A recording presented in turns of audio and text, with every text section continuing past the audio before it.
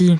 Bruno Retailleau au combat contre l'entrisme islamiste. Le ministre de l'Intérieur se rend aujourd'hui à Nanterre dans les Hauts-de-Seine pour une réunion avec la cellule de lutte contre l'islamisme et le repli communautaire. Selon un sondage CSA pour Europe 1, CNews et le JDD, 81% des Français estiment que cette question doit être une priorité du gouvernement. Il faut dire que la publication du rapport des services de renseignement la semaine dernière est inquiétante. Elle révèle l'ampleur de la toile tissée en France par les frères musulmans qui diffusent leur idéologie dans des associations, des écoles, institutions, lieux de culte.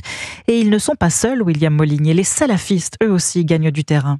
Effectivement, même si le nombre de mosquées salafistes reste sensiblement stable, leur affluence explose. Selon une note de renseignement qu'Europe 1 s'est procurée, un peu plus de 31 000 fidèles ont fréquenté l'année dernière des lieux de culte salafistes, soit une augmentation de 39% depuis 2020.